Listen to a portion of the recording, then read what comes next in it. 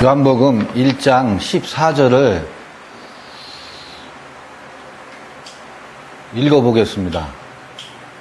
14절 여기 화면에서 보고 이걸로 한번 읽어볼게요. 헬라어로 시작. 카이 호 로고스 사르크 에게네토 카이 에스케노센 엔슈 해민 카이 에데아사메다 텐 독산 아우투 독산 호스 모노게누스 파라파트로스 프레레스 카리토스 카이 알레데이아스.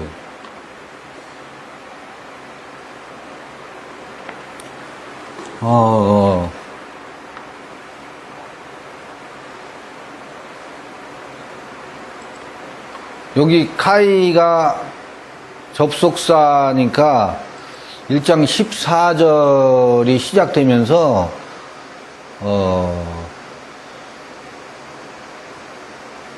뭐예요? 우리말 번역에는 요 카이를 반영을 안 시키고 있죠. 그리고 혹은 앞문장과 등의 접속사 형태로 14절이 이어지고 있어요. 이런 부분들은 미세한 것이지만 번역성경에 반영이 안 돼 있는 것을 그러면 이게 1장 14절이 앞문장하고 이어서 어떻게 봐야 할 것인가. 13절은 이는 혈통으로나 육정으로나 사람의 뜻으로 나지 아니하고 오직 하나님께로서 난 자들이다 라고 할 때 하나님께서 하나님으로부터 난 것이 무엇일까? 에크데우 에게네데산 하나님께로부터 난 것이 무엇일까?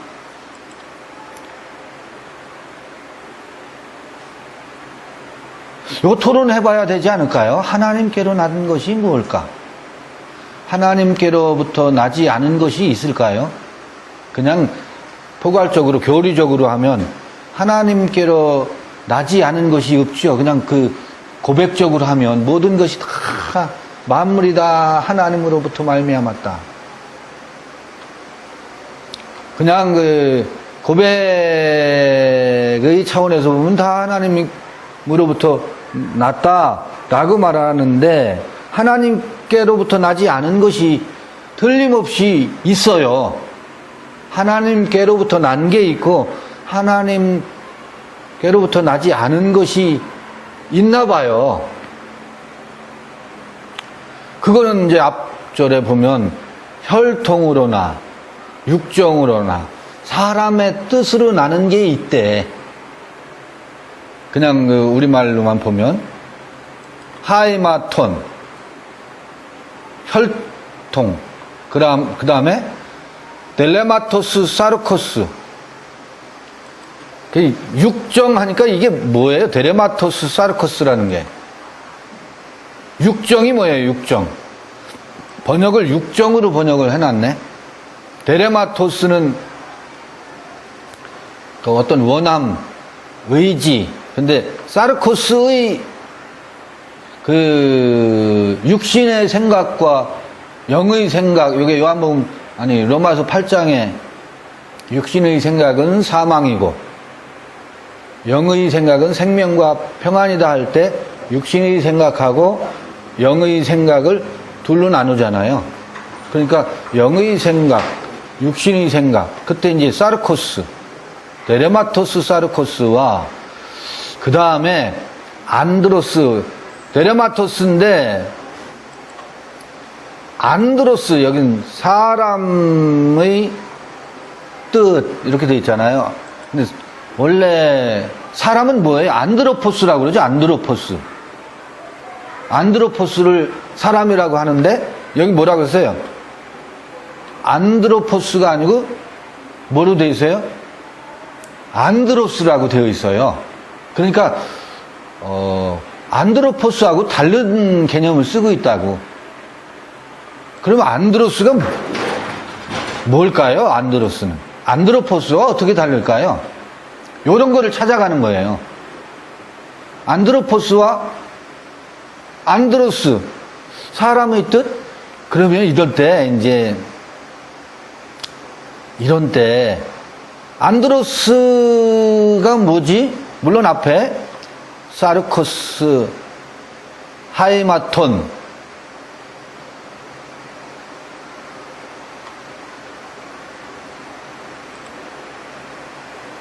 몇 가지 나왔는데 한번 찾아가 보자고요. 안드로포스와 어떻게 다른가. 요때 여기서 요 툴을 활용하는 법을 잠깐 보여드리면 원어 검색을 하는 거예요. 안드로스 435번이죠. 요거를 어떻게 해요? 검색을 한번 해보세요. 검색을 하면 당장 마태복음 1장 16절은 안드로스를 안드로포스와 다른 개념을 쓰고 있잖아요. 뭐라고 나와요? 남편으로. 야곱은 마리아의 남편 요셉을 낳았으니 이렇게 표현되고 있죠. 안드로스를 남편이라고 여긴 하고 있네. 요거 하나만 봐가지고는 좀 아쉬우니까 몇 개 더 봐. 1장 19절. 여기도 남편이네. 7장 20절은 뭐라고 되어 있어요? 사람으로 되어 있어요. 사람으로 되어 있는데 봐요. 7장 24절을 한번 봐보자고. 그러므로 누구든지 나의 이 말을 듣고 행하는 자는 그 집을 반석 위에 지은 지혜로운 사람 같으니 할 때 안드로포스를 쓰지 않고 안드로스를 쓰고 있어요. 그러면 이때 지혜로운 사람 같으니의 사람은 안드로포스가 아니라고. 뉘앙스, 남편의 이미지가 있어요. 남편? 남편은 뭐와의 관계성이죠. 아내와의 관계성에서 쓰는 개념이라고. 안드로스는 남자와 여자를 다 담고 있는 개념이라면, 안드로포스는 보편적인 개념이라면, 안드로스는 사람은 사람인데 어떤 사람이요? 남편의 이미지가 있는 개념으로 쓰고 있는 거라고. 그러니까 사람으로 쓰인다 하더라도 여기서도 지혜로운 사람, 어리석은 사람, 지혜로운 사람, 어리석은 사람이에요. 그런데 안드로포스가 아니에요. 그 뉘앙스 이미지를 염두에 여러분 더 보세요. 사람으로 쓰이고 있지만 지혜로운 사람, 어리석은 사람일 때도 안드로포스를 쓰는 게 아니구나. 쓰고 있지 않구나.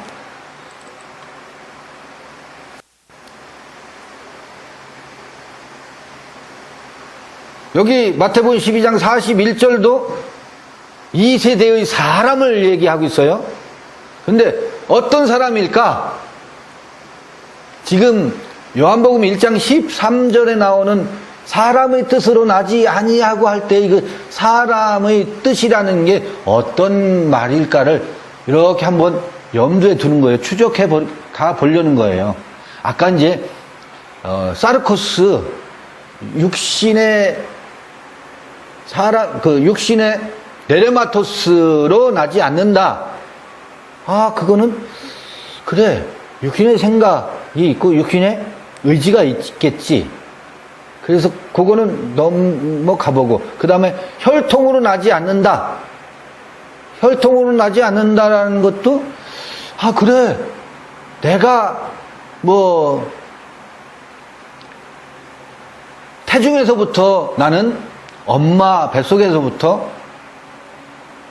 우리 부모님이 예수를 믿었으니까 그렇게 우리 조상이 누구이니까 그런 것으로 나지 않는다. 그렇게 한번 가볍게 저는 그것으로도 생각지 않아요. 그 혈통이라는 거 하는 것은 내가 어디 출신이니까, 어느 가문 출신이니까, 내가 베냐민 지파니까, 내가 무슨 그런 것으로 나지 않는다라는 것을 강조하는 거겠지요. 그러면 안드레스, 사람의 뜻으로 나지 않는다라는 게 뭘까? 또 다른 곳에 이렇게 봐볼게요. 봐요. 여기 구분이 되잖아요. 마태복음 14장 21절에 안드레스가 나오지요. 먹은 사람은 여자와 아이 외에 5,000명이나 되었더라. 그러니까 여기 안드레스는 여자가 포함이 안 되죠. 아이가 포함되지 않잖아요. 그러니까 남자요, 남편. 안드레스는 그런 개념이 있잖아요. 여자를 제외하고 사람이라. 안드로포스는 그렇지 않다고. 아하.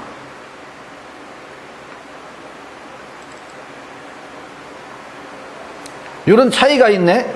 이런 거를 어떻게 해요? 우리가 찾아가야 돼요. 사전 설명은 제약이 많더라고요. 사람이라고 많이, 근데 여기 이제 누가복음 1장 14절. 안드로스를, 아내를 뭐라고 해요? 사내라고 번역하고 있잖아요. 어딘 남편이라고 번역하고 있고, 마리아가 천사에게 말하되 나는 사내를 알지 못하니, 여기는 뭐라고 하고 있어요? 사내를 알지 못한다고 하고 있어요. 그럼 요거를 다른 말로, 다른 번역처럼 내가 남자를 알지 못한다 이렇게 말고 내가 사람을 알지 못한다 그럼 이상하잖아요. 그렇죠? 그러니까 이 안드로스는 뭐라는 거예요? 남자를 얘기하는 거예요. 남자. 사람인데 어떤 사람? 남편이거나 남자 사람을 일컫는 거예요. 그러니까 사람으로 번역했다 하더라도 요 단어의 뉘앙스와 이미지가 이때 당시 사람들은 이렇게 구분해서 썼구나. 안드로포스와 달리 썼구나. 이런 것을 독자들이 알아채야 된다고. 우리가 알아채야 된다고. 그러면 이제 요한복음 1장 13절로 가볼게요. 다시. 이게 이제 수많은 사례들을 통해서 요 단어의 개념을 우리가 포착해야 되겠죠. 그러면 요한복음 1장 13절에서 안드로스, 여기 아네르 소유격 남성 단수여서 안드로스라고 되어 있다고. 아네르잖아요. 사람의 뜻으로 나지 않는다고 할 땐 뭐예요? 사내의 뜻으로 나지 않는다는 거예요. 남편의 뜻으로 되지 않는다는 거예요. 남자의 뜻으로 되는 게 아니라는 거예요. 그러면 남자? 성서에서의 남자는 어떤 때지? 남자는 씨를 뿌리는 자이기도 하고 주도권을 행사하는 존재를 남자로 표현할 수도 있겠지. 그러니까 여러분 목회하시는 분들이니까 목사의 뜻으로 되는 게 아니에요. 하나님으로부터 난다라는 것과 혈통으로 나는 것, 육정으로 나는 것, 사람의 뜻으로 나지 않는다라는 게 뭘 말할까? 요거와 구분되는 게 있죠. 하나님으로부터 난 것이 뭘까? 하나님으로부터 난 게 모노게네스라고 하잖아요. 14절을 읽어가려고 하니까 지금 13절 그리고 카이예요. 이런 얘기가 나오다가 카이 호 로고스 사르크, 이게 이제 14절에 카이 호 로고스 사르크, 호 로고스 사르크, 이게 뭐예요? 호 로고스와 사르크, 요건 이제 번역이 에게네토 그러잖아요. 에게네토. 말씀이 뭐가 됐다고요? 사르크가 됐대요. 근데 앞에 13절에 사르크의 뜻이 있다 그랬어. 사르크의 의지로 나지 않는다 그랬어. 사르크의 의지로 육정으로 이렇게 된 거 있잖아요. 그 사르코스였었잖아. 사르코스로 나는 경우가 있는데 그 육정으로나 남자의 뜻으로 나지 않는다. 혈통으로 나지 않는다. 그런데 무엇으로 나는 게 있다는 거예요? 로고스가 뭐가 됐대요? 사르크가 됐대요. 근데 지금 요한복음은 로고스 복음이거든. 아니, 요한복음은 1장 1절부터 뭐 얘기가 나왔었어요? 엔나르케 엔호 로고스 그랬잖아요. 엔나르케 엔호 로고스. 그래서 요한복음의 로고스가 도대체 무엇을 말하는 것이지? 아니, 그런데 그 로고스가 데오스래요.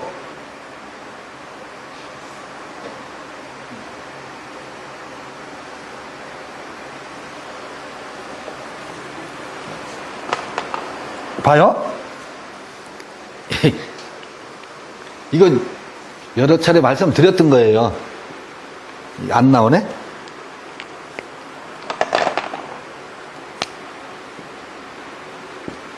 미 하면 후예요. 히브리어로 미.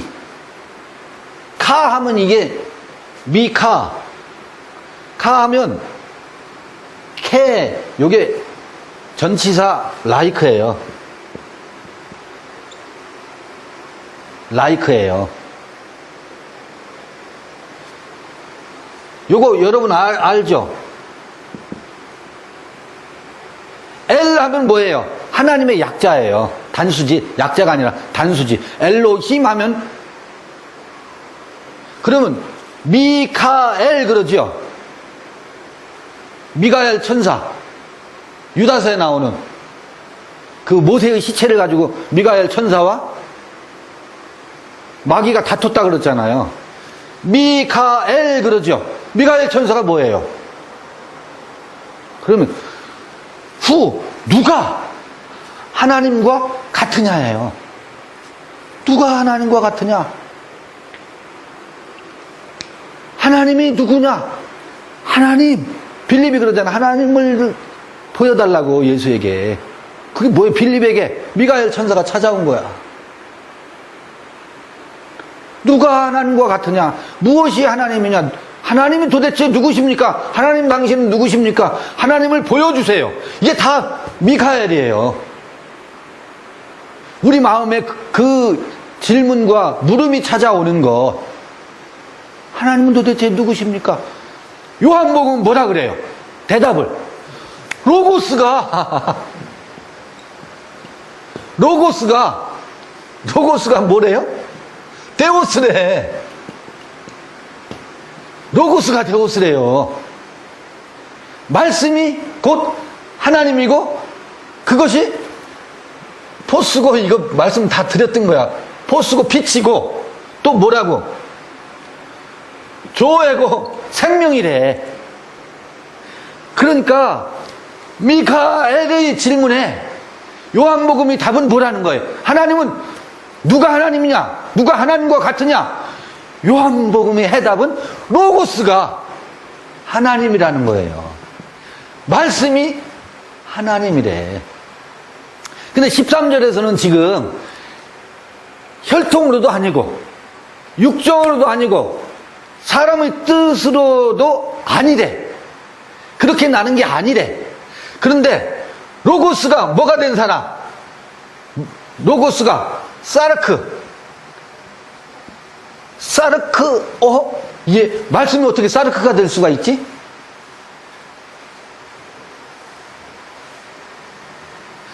그 앞에 사르크의 데레마토스라는 말이 나왔었어. 그게 뭐라고 번역돼 있어요? 육정이라고 나왔었어. 사르코스가. 그러니까 로고스가 빠진 상태로 요 사르크의 데레마토스는 아니라는 거예요. 사람의 뜻으로 나지 아니하고 육정으로도 아니다. 그럼 무엇으로? 로고스와 사르크가 하나 된 것. 그게 요걸 로고스 사르크 에게네토 그러잖아요. 요거를 에게네토. 에게네토. 이거 뭐라는 거예요? 이걸 번역을 말씀이 육신이 되었다 그러죠. 말씀이 육신이 되었다. 육신이 되어 에스케노센 그러죠. 머문다. 에스케노센이 뭐예요?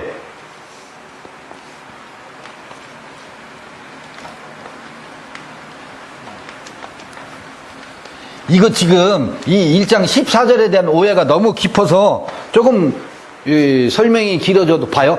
에스케노센이 뭐예요? 에스케노센이 타버나클, 장막을 삼고 텐트 안에 머무는 거죠.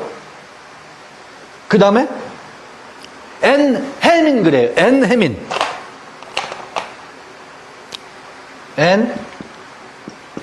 엔헤민.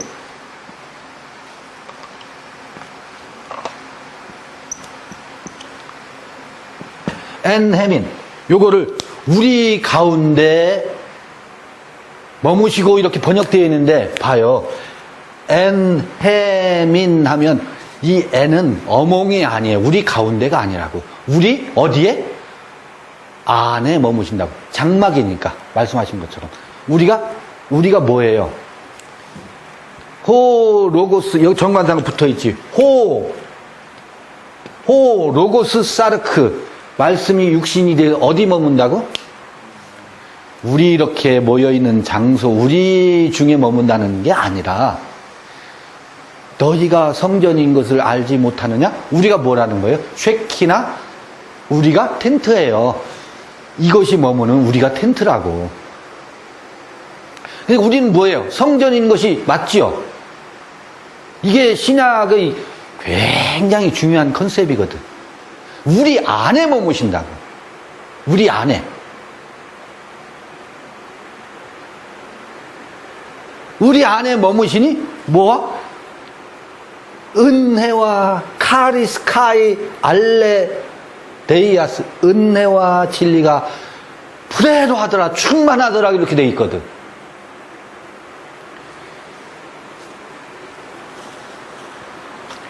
이렇게 해놓고 요게 지금 요한복음에서 로고스가 우리 안에 어떻게 머무는 것인가에 대한 아주 그 1장에서 이렇게 전개해 가고 있는데, 그러면서 봐요. 로고스와 사르크가 로고스가 이게 뭐라 그랬어요? 이게 데우스라 그랬잖아. 요게 생명이라고 했잖아. 요게 사람들이 빛이라고 했잖아요. 요거를 자기 땅에 오면 자기 백성이 영접지 않는다 그랬잖아. 그리고 전부 뭐 하려고 해요? 사람의 뜻으로 하려고 한다고. 육정으로 하려고 하고, 또 누가 남자의 뜻으로 하려고 한다고. 모든 사람들이 몸짓이.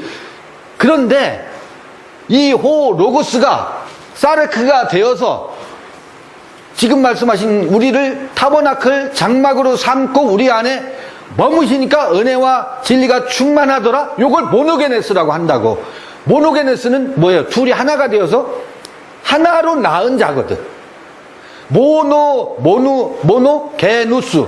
둘이 뭐가 됐어요? 요 호로고스와 사르크가 뭐가 됐어요? 하나가 된 거예요. 그래서 하나가 되어서 어디에 머물러요? 우리 이 성전 안에 머무시니까 은혜와 진리가 충만하더라. 인데 요것을 무엇으로 지금 다 바꿔놨어요? 우리는 아니야. 예수만이야. 인카네이션 교리로 환원되어 있다고. 그분이 유일하신 참 하나님이신데 그 독생자를 보내셔서, 그래서 여기서 독생자라고 번역해놨잖아. 독생자가 아니에요. 여기서는 피오스라는 말, 독생자 하면 아들 자자가 있어야 되잖아. 여긴 피오스라는 말이 없어요. 여러분 찾아봐 보세요. 모노게누스라고 되어 있지. 그냥 독생이에요. 독생이라는 뭐예요? 독생. 유일한 자예요. 왜 유일해요? 요거와 요거와 하나 됐기 때문에 하나 된 자라는 개념이에요.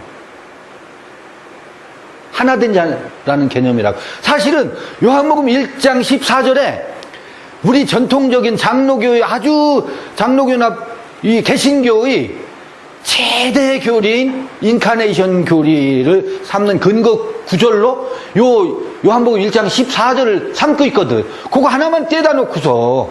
근데 1장 1절부터 쭉 보다 보면 이게 인카네이션 교리를 여기서 찾아야 되는가? 그러니까 말씀이 육신이 된 것은 누구밖에? 예수밖에 없는 거야. 우리는 거기 쏙 빠져 있어. 우리는 어떻게? 타버나클이라는 것은 교리로만 남아있고, 교리로 이 지식으로만 머물고 있고, 우리가 호로고스 사르크가 되는 것은 언감생심이야. 이건 누구의 사건이니까? 예수의 사건이니까. 예수만의 사건이니까. 지금 이렇게 되어 있어요. 물론 예수께서 호로고스 사르크 에게네토 대신 오직 유일하신 한 분이 아니라 그것을 그가 우리에게 보여주신 그를 통해서 이 사건이 계시가 확연이 되었죠. 그건 틀림없어요. 그런데 그는 성부와 성령과 성자 그분 하나로 이걸 고착시켜 놨다고. 교리가 우리가 그렇게 배웠다고. 지금 제가 이렇게 설명하면서도 여러분 눈빛을 내가 보고 있어요. 눈치가 보여. 아니 선생님 그게 말이나 되십니까 지금? 이건 예수를 지칭하는 것이지, 독생자를 지칭하는 것이지. 그러면 여기서는 예수 얘기만이지. 그러니까 우리는 이 예수를 믿어야 되는 거야. 아니에요. 이게 우리 사건이 돼야 된다는 거예요. 우리 사건이. 그러면 지금 두 가지가 나왔어. 두 가지가 뭐? 하나님으로부터 나는 것과 하나님으로부터 나지 않는 것, 두 가지가 있다고. 하나님으로부터 나는 것은 뭐고 하나님으로부터 나지 않는 것은 뭐지? 이게 예수만의 얘기겠느냐고요. 혈통으로나 육정으로나 사람의 뜻으로 나지 않는다는 말이 뭐겠어요? 우리 얘기잖아. 우리로 하여금 하나님으로부터 난 자가 되어야 된다는 것을 안내하는 거잖아요. 그래서 하나님으로부터 나는 게 무엇이지? 이게 우리에게 물음이 돼야 된다고. 그 미가엘 천사가 우리에게 찾아와야 된다고. 앙겔로스가. 우리는요, 여러분 천사가 어디 개체적인 다른 어떤 동화 속에 천사를 개체적인 그런 이미지로 되어 있다고. 천사는 그런 개념이 아니에요. 여러분 중세의 많은 이야기들이나 고대의 동화나 전래된 이야기들 있잖아요.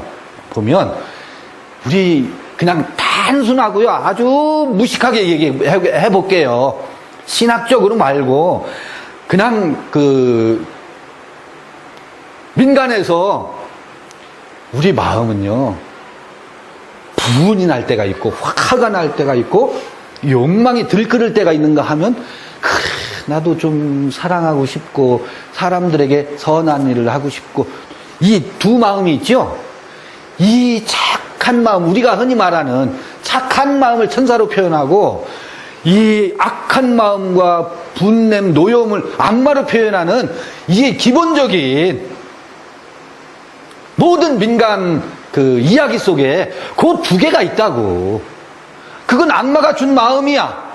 우리 아이들한테 교훈할 때 그러잖아. 그건 천사가 준 마음이야. 요건 악마가 준 마음이야. 요게 경전에 어떻게 녹아들었겠어요? 우리의 이 하나님으로부터 난 여러 가지 속성들이 있어요. 생명나무라고 하잖아요. 성령의 9가지 열매, 갈라디아에서 나오나요? 성령의 9가지 열매가 있잖아요. 그게 뭐예요? 사랑, 희락, 화평, 인내, 자비, 양선, 충성, 온유, 절제. 이런 것들이 뭐예요? 성령의 열매라고 하잖아. 사랑, 희락, 화평, 온유, 자비, 양선, 충성. 이게 뭐예요? 우리 마음의 어떤 속성들이잖아요.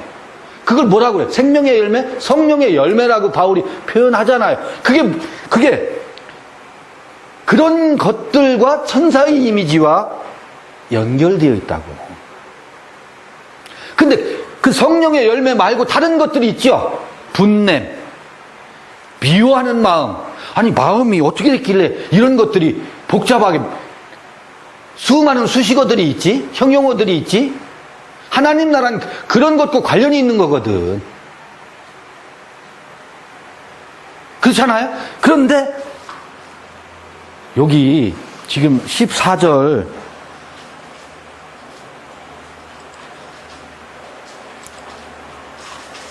아니 13절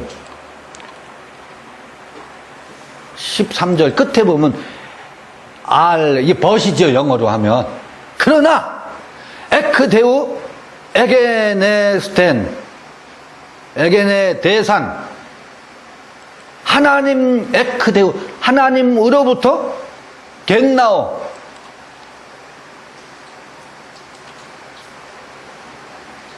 난 자들이니라 그래요. 에크데우 에겐네 대산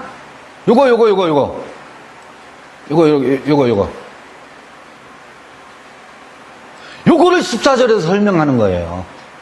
하나님으로부터 난 자들 was born. 두 개가 딱 대비되잖아요.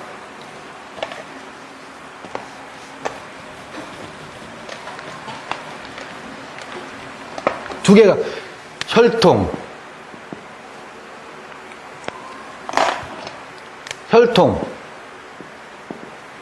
육정, 아네르, 그게 뭔지는 모르지만, 그게 아네르가 아까 사람으로 번역되어 있지만, 어떤 이미지 있는 걸 여러분 기억하시죠? 사람으로부터 나는 것과 반대로, 데우, 에겐네 대산 하나님으로부터 난 자들 요게 딱 대비되고 있잖아요. 지금 1장 13절에서. 그리고 호로고스 사르크에서 1장 13절 에크데우 에겐네 대산 하나님으로부터 난 것이 무엇인가를 설명하는 게 1장 14절이지요. 호로고스 사르크 에게네토.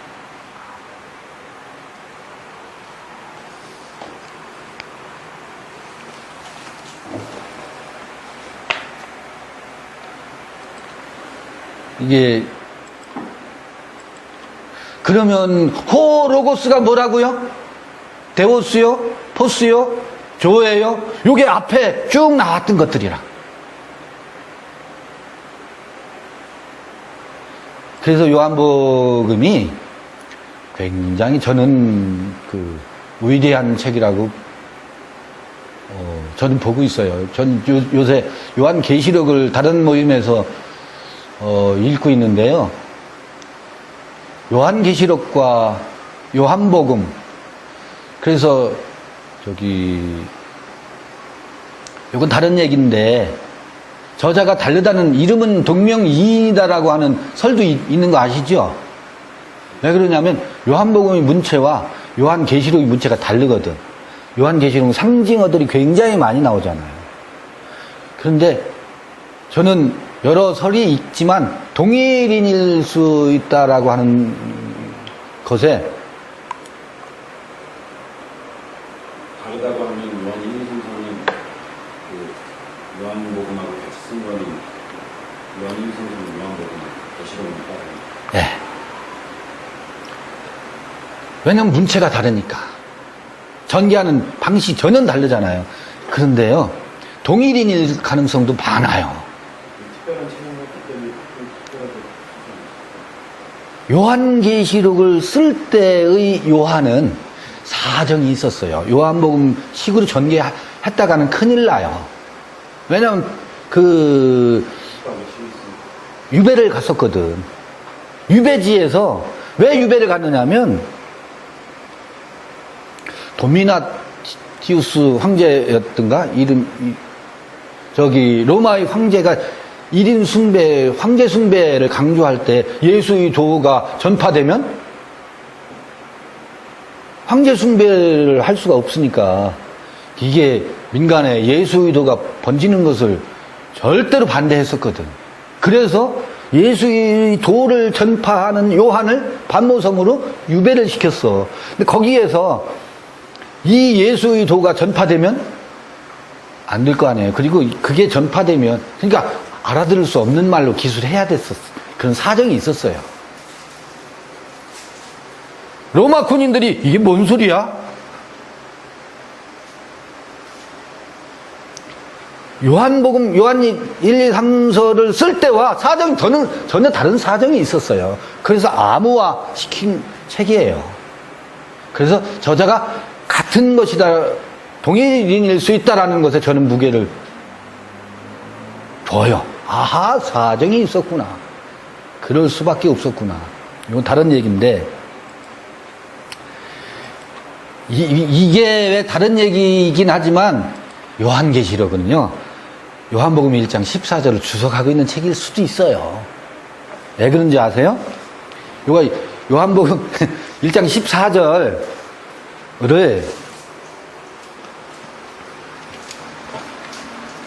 설명하기 위해서 제가 요한계시록 한번 끌어와 볼게요. 요한계시록 5장에 이런 얘기가 나와요. 두루마리가 있는데 이리 올라오라 그런다고. 4장 1절에 올라서 그거에 뭐겠어요? 위에서 내려다보는 거거든. 내려다보는데 5장에 보면 하나님의 그 보좌에 앉으신 이의 오른손에 뭐가 들려져 있어요? 안팎으로 기록된 두루마리가 손에 들려져 있는데 이것을 열어볼 자가 없어서 목 놓아 울더라라는 얘기가 있어요. 사람들이. 그런데 어린 양이 그 두루마리를 받아서 인을 떼기 시작해요. 그거를 읽어낼 수 있다고. 근데 그때 어린 양이 그 두루마리를 받아들거든. 24장로와 수많은 사람들이 어린 양 앞에 경배하고 하는 장면이 나와요. 거기 뭐라고 되어 있냐면 안과 밖으로 기록된 두루마리, 이런 얘기가 나와요. 안팎으로 기록된 두루마리.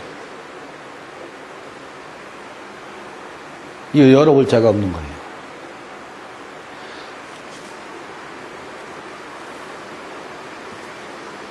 봐요. 안은 어디예요? 지금 요한복음 1장 13절 끝에 나오는 에크데우예요. 하나님으로부터 난 자예요. 근데 밖은 어디예요? 전부 밖은 우리가 할 수 있는 것이라고는 혈통으로나 육정으로나 사람의 뜻으로 우리의 겉사람이 그렇게 기록되어 있어요. 우리가 할 수 있는 것이라고는 혈통과 육정과 사람의 뜻, 요것으로 어디가 기록되어 있어요? 밖은 그것으로 기록되어 있어요. 안은 에크데오예요. 이렇게 하면 이게 여러분 이게 우리 인간을 얘기하는 거예요. 책은 이게 책이 아니에요. 신비와 돌비라 그러잖아요. 너희는 그리스도의 편지니 그러잖아요. 우리가 편지라고. 어디에 무엇이 기록되어 있는 신비에 호 로고스가 기록되어 있는 편지라고. 책은 우리 사람을 말하는 것이지, 이 종이는 뭐예요? 저도 책을 열심히 원고를 쓰잖아요. 무엇을 쓰는지 아세요? 내 마음에 기록된, 내 마음에 뜨거운 것을 옮겨 적는 것이지. 펜을 들어서, 붓을 들어서 그걸 옮겨 적는다고. 내 마음의 것을 기록하느냐? 아니면 내 어디에? 머리에 들어있는 지식을 조합해가지고 기록하느냐? 두 차이거든요. 모든 책은 여기에 있는 것을 기록하느냐? 여기에 있는 것을 기록하느냐? 둘 중에 하나예요. 여기에 있는 것을 기록하는 것은 이건 겉에 기록되어 있는 거예요. 우리의 머리 좋음을 자랑하고 자기 지식을 자랑하고 내가 이런 것을 아는 그 부요를 드러내기 위해서 쓴 책이 있고, 이게 돌비에 기록된 거예요. 신비에 기록되어 있는 것을 표출해내는 게 있고, 그러니까 종이책은 이것을 모사한 거라고. 종이책이 비블로스가, 파피루스가 기록되어 있는 것은, 그래서 우리가 이 종이책을 읽더라도 그 요한복음을 읽을 때 요한의 마음에 기록되어 있는, 요한의 신비에 기록되어 있는 것을 읽지 않고 그 이 문장과 문법과 겉에 있는 것을 읽으려고 하면 그게 안 드러난다고. 요게 두 개가 기록되어 있다고. 밖에는 뭐가 기록되어 있어요? 우리의 욕망, 사람의 뜻, 사르크의 데르마토스, 이것이 우리의 인생을 지배해요. 우리의 겉사람에게. 겉에는, 그래서요, 이제 그 어린 양이 인을 뗀다고. 책을, 두루마리를, 인을 떼는 게 뭐예요? 우리 사람을 얘기한다고. 우리, 도대체 어떻게 되먹은 인간인가. 그거를 얘기하는 거죠. 두루마리를, 인을 뗀다는 것은 사람을 읽고 있는 거예요. 겉에 기록된 것과 속에 기록된 것을, 안에 기록된 것과 밖에 기록된 것을 뭐 하는 거라고요? 그것을 어린 양만이 뗄 수가 있어요. 어린 양은 뭐의 상징이니까? 피 흘림의 상징이잖아요. 이 겉에 기록된, 그러니까 혈통과 육정과 사람의 뜻으로 우리는 우리의 인생을 지어가려고 한다고, 만들어가려고 하는 거잖아. 우리 인생이 그래요. 모든 인생이 혈통과 육정과 사람의 뜻으로 자기의 욕망과 이것으로 우리의 책을, 우리의 이야기를 써가려고 한다고. 책에 뭐가 기록되어 있어요? 요게 기록되어 있지. 요건 밖에 기록된 거라고. 밖에 기록된. 안에는 에크투 데우예요. 안에는. 우리의 성전 안에는. 그래서 요한복음 1장 14절은 이 안에 기록되어 있는 것을 얘기하는 거거든. 13절은 밖에 기록되어 있는 것을 얘기하는 거고. 계시록을 끌어다가 지금 이거 설명해 보는 거예요. 그러니까 인을 뗄 때마다 뭐가 들통나요? 요게 들통나는 거야. 요게 들통나는 거야. 그래서 짐승의 얘기가 요한계시록에 얼마나 많이 나와요. 인을 뗄 때마다 무시무시한 짐승들이 나온다고. 첫 번째 인을 뗄 때 뭐가 나온 줄 아세요? 백마를 타고 나온다고. 백마를 타고 활을 들고 있는 자가 나온다고. 그러면 이 백마는 이게 좋은 이미지로 요한계시록 읽어가려고 하는데 그게 아니에요. 백마는 원래 말은 뭐예요? 운송수단이기도 하고 전쟁의 도구예요. 그때 당시는 말은. 근데 신말은 뭐겠어요? 평화의 상징이에요. 평화. 이를테면 평화의 상징이라고. 왜? 흰옷 입은 천사, 흰옷, 흰말. 그런데 거기에 말 탄 자가 무엇을 들고 있어요? 활을 들고 있어요. 활을 들고 있다고. 활. 평화를 빌미로 해서 전쟁을 치르는 것의 상징이거든. 이게 혈통과 육정과 사람의 뜻으로 난 사람들의 양태거든. 우리의 짐승의 속성이라고. 이게 종교인들이라고요. 백마 타고 활을 들고 있는 자가 종교인들이라고. 전부 다 선민의식에 사로잡혀서 배타적인, 그래서 이방인들을 향해서 뭐해요? 평화를 파괴하는 자라고 하고 하면서 이방인들을 향해서 너희들은 저주받은 자라면서 활을 쏘고 있잖아. 우리 종교인들의 모습이라고. 모든 종교가 평화를 부르짖으면서 우리 그룹 안에 속하지 않은 사람들은 뭐예요? 다 멸해야 될 존재라고 말하는 그 속성이 인을 뗄 때, 첫 번째 인을 뗄 때 그게 나온다고. 이게 무지개가 되어야 되는데 활을 들고 있다고. 안에 기록되어 있는 것이 아니고 밖에 기록되어 있는 모습이 드러나고 있잖아요.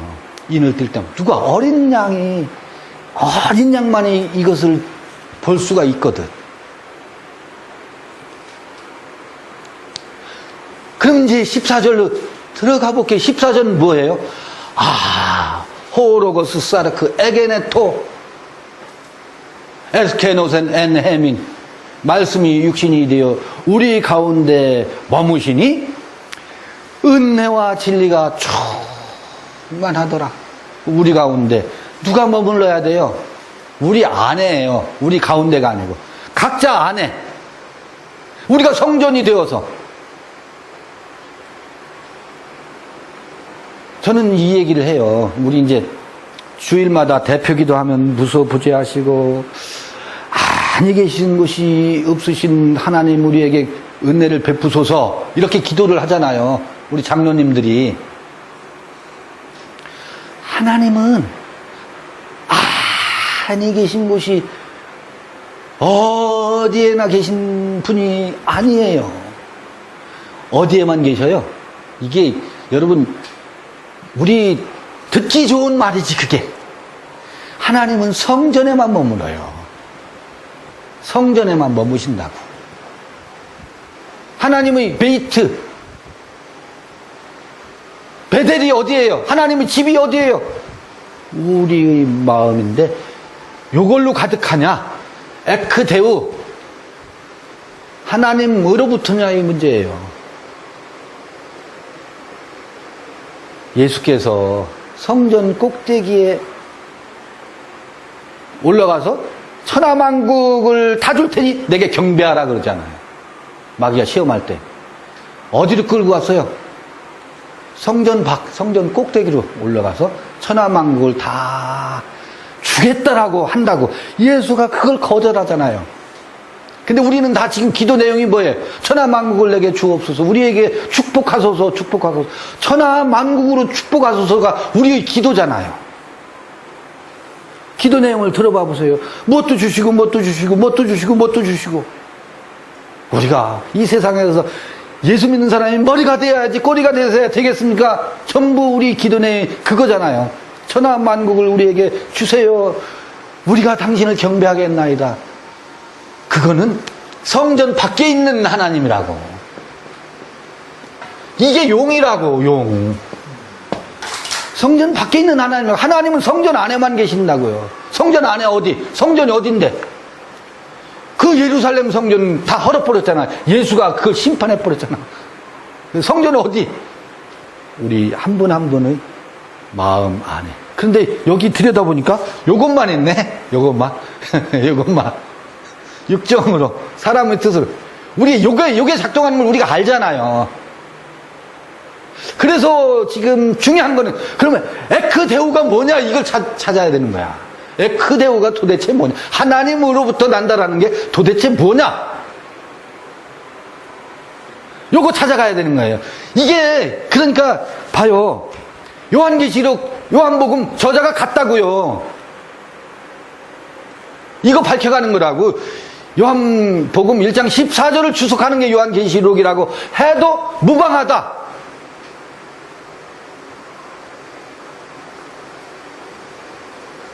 왜? 예수 그리스도의 계시의 책이다라고 요한계시록 1장 1절에서 그렇게 말하고 있거든.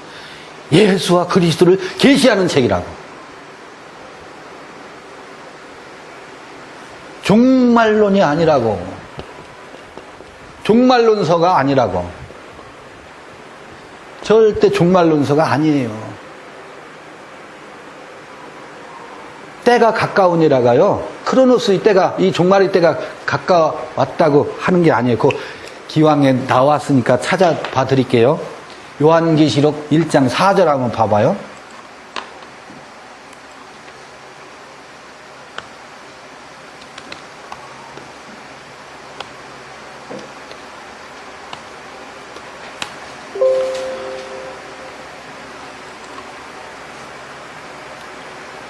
아, 3절. 1장 3절 봐봐요.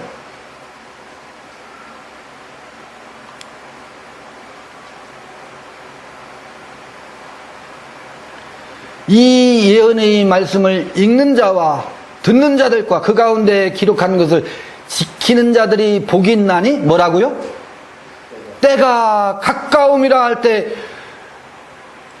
왜냐하면 왜 복이 있느냐고 하면 호가르 왜냐하면 카이로스 앵구스 그러잖아요. 때가 어떻다고요? 가깝다 할 때 카이로스를 쓰고 있어요. 카이로스는 뭔데? 크로노스가 아니에요. 크로노스는 연대기적인 시간이에요. 카이로스는 뭐예요? 절기를 말하는 거거든. 절기. 어떤 절기? 수전절 절기지. 무교절 절기죠. 유월절 절기죠. 유월절, 무교절, 초실절, 칠칠절, 오순절, 매추절, 또 뭐예요? 수전절, 이 절기잖아요. 어떤 절기가 예수 그리스도의 계시의 절기가, 그 절기는 다 사람마다 달라요. 이 우주 종말의 때가 아니라고요. 이 일 후에 보니, 그러면서 요한계시록 4장 그것도 해석을 그렇게, 번역을 그렇게 해놔서 그래요. 이 일 후에 되어질 것으로 표현되어 있는데, 이 일 후에 되어질, 그것도 번역을 제가 하면 그렇게 안 해요. 메타 타우타 그래요. 이 일 후에, 메타를 후라고 번역할 수도 있어요. 메타 전치사를. 뭐뭐 함께라는 뜻도 있고. 근데 이 일 후에 되어질 일들이라고 되어 있어서 이게 이 우주 종말론서로 둔갑되어 있어서 요한계시록은 지금 망했어요. 정말 망했어요. 우주 종말론서가 아니에요. 뭐 지금 에스케노센이에요. 에스케노센. 우리 안에 에크데우, 그로부터 난 자들. 그래서 우리 안에 예수와 그리스도가 계시되어져 가는 얘기를 한다고. 종말은 어떤 종말? 이 혈통과 육정과 사람의 뜻의 종말이라고. 요거의 마지막이 에크데우, 하나님으로부터 나는 이야기가 요한계시록이거든. 그거는 제가 앞으로 시간이 되면 목이 터져라 얘기할 거예요. 영상도 많이 만들어 놓을 거예요. 그러니까 지금 기존 신학에 너무너무 거슬리고 배치되는 얘기예요. 이게 우리를 살리는 얘기거든. 이 다음에 종말론서로 다 읽고 있다고요. 모르겠습니다. 여기서 이렇게 제가 드려보는 거예요. 여러분들이 접수하시든 동의하시든 하지 않던 그 얘기가 아닙니다. 카이로스 앵구스로잖아요. 카이로스라고. 여러분, 카이로스를 당장 여기서 찾아봐 보세요. 카이로스는 절기예요. 시즌이라고. 어떤 시즌. 역사적 시간을 얘기하는 게 아니라고요. 연대기적 시간을 얘기하는 게 아니라고. 지금 여름이라고 하잖아요. 여름철이라고 하잖아. 철. 24절기가 있잖아요. 영적인 절기를 얘기하는 거예요. 우리 내면의 성숙의 절기. 이 요한계시록 이렇게 멋들어진 책을 지금 종말론서 노스트라다무스 류의 책으로 지금 전락시켜 놓고 있다고. 누가? 우리들이 그랬지 뭐. 우리가 개신교의 신학이 그렇게 만들어 놨어요. 저는 아주 분통이 터져요. 여러분들은 동의 안 하겠지만. 여러분들은 또. 6천년설에 가깝겠네요. 그러니까. 전천년설이다. 무천년설이다. 이 용어 자체가 원인 부여예요. 나는 무천년설자다, 전천년설자다, 아니면 후천년설. 이 용어 자체가 요한계시록에 천년에 대한 이야기가 나오지만 이 자체가 의미 없는 얘기예요. 전 3년 반, 후 3년 반 이런 말 자체가 이 요한계시록에 나오는 개념들을 잘못 읽어서 그래요. 정말 잘못 읽어서 그래요. 생각해 봐 보세요. 그게 42달하고 1260일 때문에 나오는 얘기거든. 42달하고 1260일.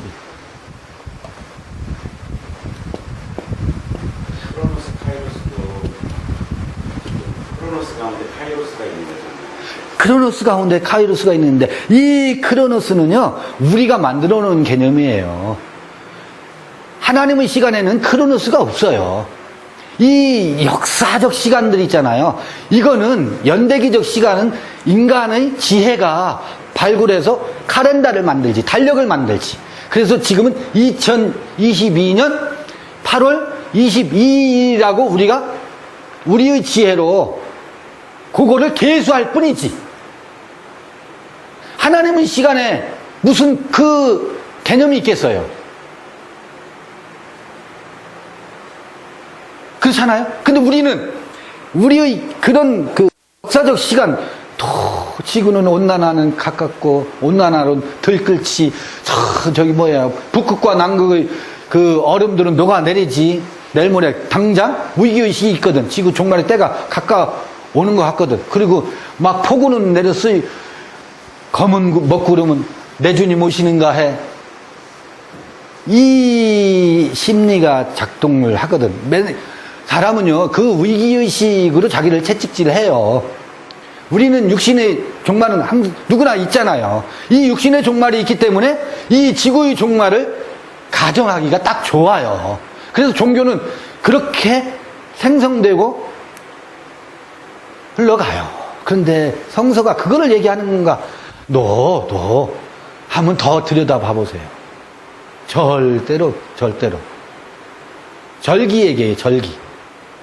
어느 절기? 아니면 6월절이면 6월절. 그냥 쉽게 물어보자고요. 6월절이 모세가 출애굽해서 애굽에서 이스라엘 백성들 역사적 사건 맞죠? 역사적 사건 맞죠?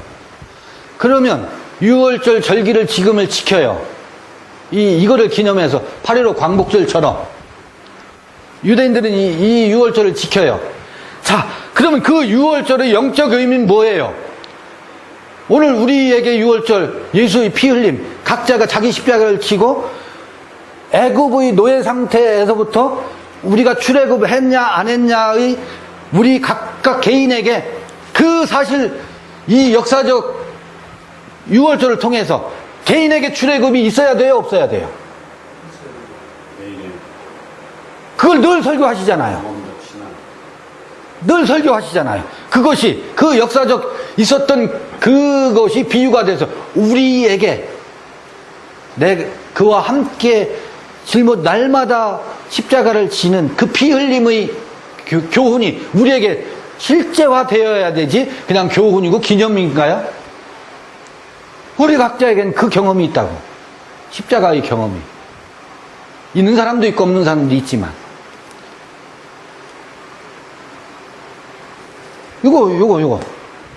요거는 이 6월절의 의미는 분명히 그 의미로 계속해서 우리도 끊임없이 반복되죠. 우리 각자에게 있지만 6월절 자체가 이스라엘 역사 가운데 크로노스 가운데 있었고 있었죠. 사건이 그것은 특별한 사건이었기에 우리가 계속 기념하고 맞습니다. 지금 오늘에 적용하는 것처럼 맞습니다. 하나님도 이 시간 속에 네. 인간으로 오셨고 그 크로노스 가운데에 대입하신 거잖아요. 하나님이 이 크로노스가 무관하다고 할 수 없는 게 크로노스 자체를 창조하셨으니까. 네. 우리가 인간이 임의로 만들었다기보다는 하나님도 네. 안전 가운데 개입하셨고 네. 그것을 받아들이는 데 있어서 지금처럼 6월절에 어떤 역사적 사건이 있었고 그것을 가지고 교훈을 하는데 네. 역사적 사건 자체를 계속 의미가 없게 만들거나 그것을 부인하면 그러니까 무천년설과 같은 그냥 우리의 영적인 생각에 계속 이렇게 반복되는 어떠한 아이디얼리즘 같은 적용만 하게 된다면 네. 역사 사건은 뭐냐 도대체? 부인하는 거의 부인하게 되는 거죠. 그렇게 되면 거기에 대한 위험성이. 아니 실제로 역사 가운데 왔냐 안 왔냐 이게 별로 중요하게 되는 게 아니죠. 이해돼요. 무슨 말씀 하시는지 이해되고 그런 의미에서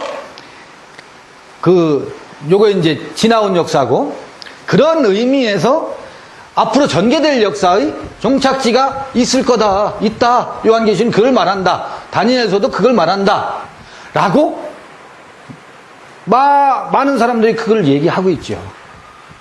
요것의 역사적 의미의 팩트, 사실이에요. 그건 늘 우리에게 오늘을 사는 삶을 경책하고 어떻게 살아야 할지를 알려준다고. 그걸 뭐라고 하냐면 그냥 영어로 하면 패턴이에요. 어떤 패턴. 패턴이라고. 프레임이라고, 프레임. 인간은 그 삶의 방식이 어떤 틀이 있어요. 그때 그 사람이나, 모세나, 엘리야나, 또 예수 시대나, 오늘 우리에게나 어떤 프레임이 있다고 할 수 있는. 그래서 그 역사적 사건을 통해서 오늘 우리의 내면의 여러 가지 요소들을 들여다볼 수 있는 거예요. 그 역사적 사건을 부정할 수가 없죠. 그런데 역사는 끊임없이 반복된다는 말도 있지.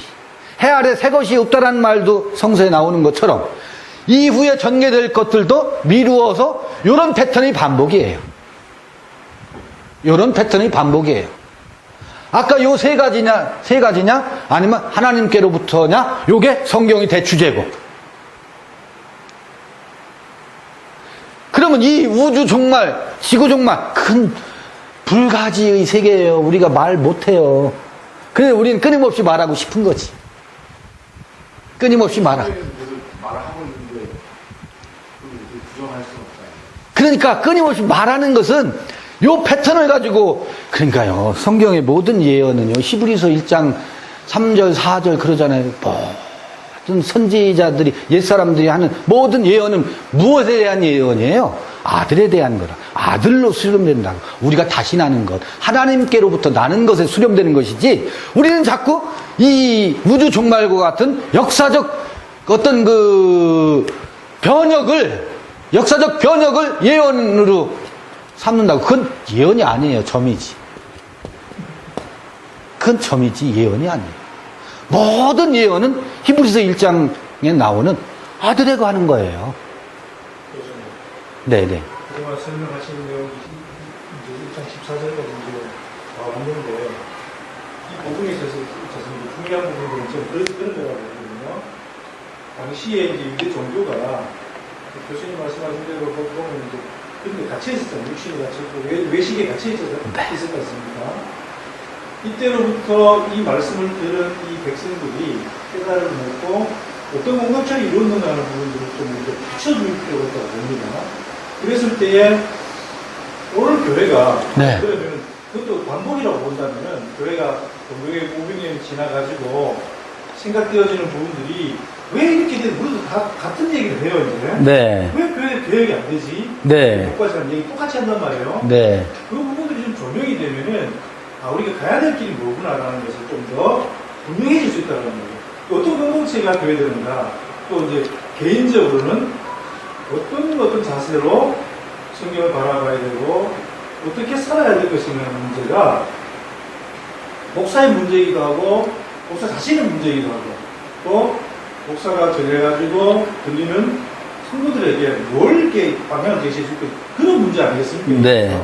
네. 그런 부분에서 이제 좀 이제 이때 당시에 이런 말씀을 들은 사람들이 어떻게 이것을 이해했는가. 지금 말씀하신 건 그 당시 공동체가 이렇게 이해했다는 거 아닙니까? 그죠? 그렇죠. 그죠? 네. 그랬는데 그 공동체가 유대 사회라는 어떤 부분점이 있었는데 이런 것도 좀 이제 좀 적용해주면 기록 속에서 네. 그런 것이 있으면 훨씬 더 와닿을 수 있겠다라는 생각이 들어요. 우리는 2000년 전의 얘기를 지금 듣고 있는 거고, 네. 그것도 뭐 역사적인 자료를 가지고 이제 뭐 상상은 하고 우리 막 들어오긴 했지만은 아주 구체적으로 이렇게 막 너무 또 우리의 어떤 관념으로 뭐 이제 바꿔놓은 게 좀 많이 있다고 저는 생각해요. 네. 그래서 그런 부분들이 구분점이 있다면 좀 아마 하면 지금 네. 사실은 그 복음서에 기록되어 있는 것이 늘 그거거든. 네. 두 패턴이에요. 혈통으로나 육정으로나 사람으로 뜻으로 행하는 그 바리새인들과 서기관들의 종교인들의 아주 견고한 모습과 그렇죠. 이것에 저항하는 하나님 에크투 데우, 하나님으로부터 난 것이 무엇인가를 온몸으로 구현하려는 예수의 삶, 이 두 개가 쫙 내려오거든요. 확연히 구분됐을 것 같은데. 그게 늘 패턴으로 나와요. 패턴이에요. 그 구약의, 저는 에덴의 그 패턴이 들어있다고 봐요. 그 두 가지 패턴이. 그 다음에 구약 성서도 그렇고, 신약 시대도 그렇고, 오늘날도 그 두 패턴이에요. 그래서 지금 이 종말론자들은 요한계시록 11장에 나오는 두 증인을 어느 날 짜잔하고 이제 예수가 그 2000년 전엔 하나님의 아들로 나타나서 이러이러한 십자가 사건이 있었던 것처럼 두 증인이 이 크로노스의 정말 어느 시점에 두 증인이 딱 나타난대. 모든 요한계시록을 해설하는 이들이 다 그렇게 가거든요. 두 증인은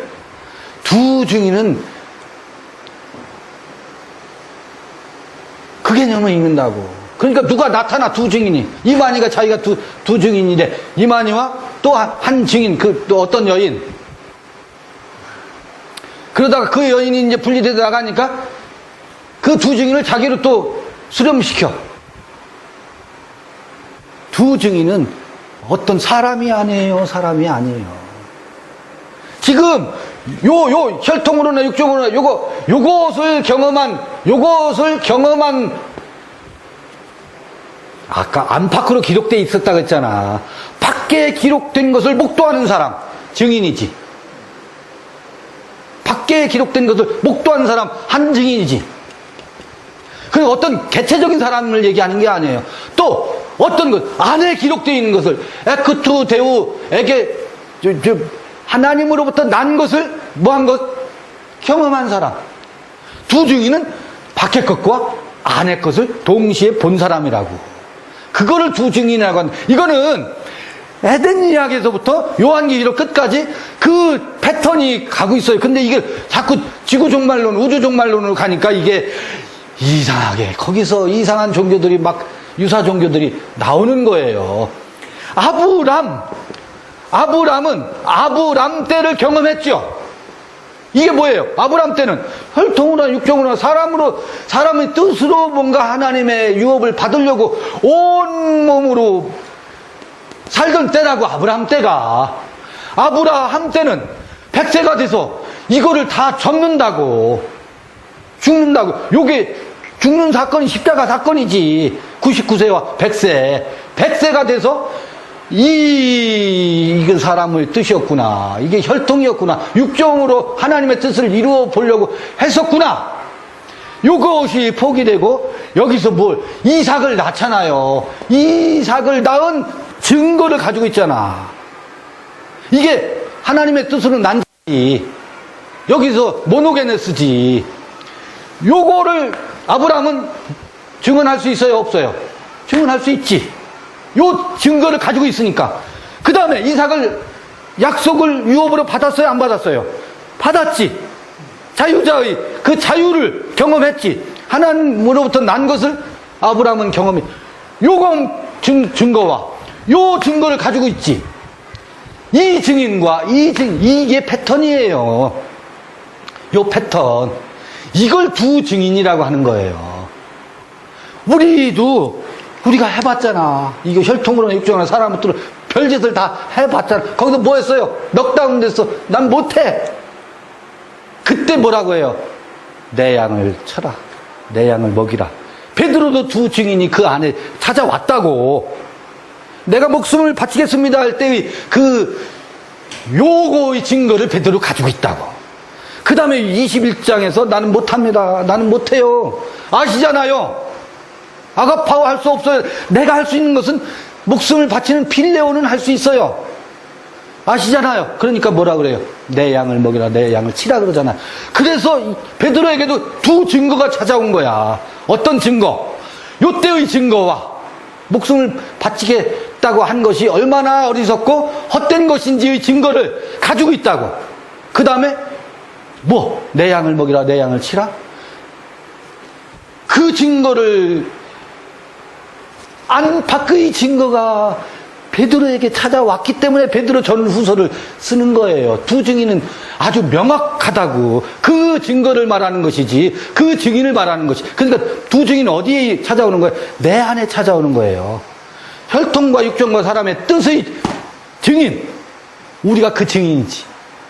그 증거 가지고 계시죠? 다 해봤잖아. 안 되잖아. 아직도 용쓰고 있잖아. 거기서. 그게 접어져야 된다고.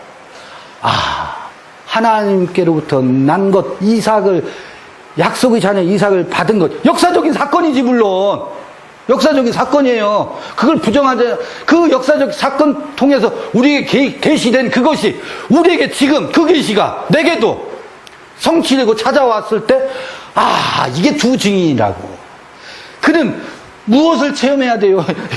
요거를 부인하는 십자가의 체험이 있어야 돼. 그래서 어린 양만이 그걸 열어볼 수 있다고요.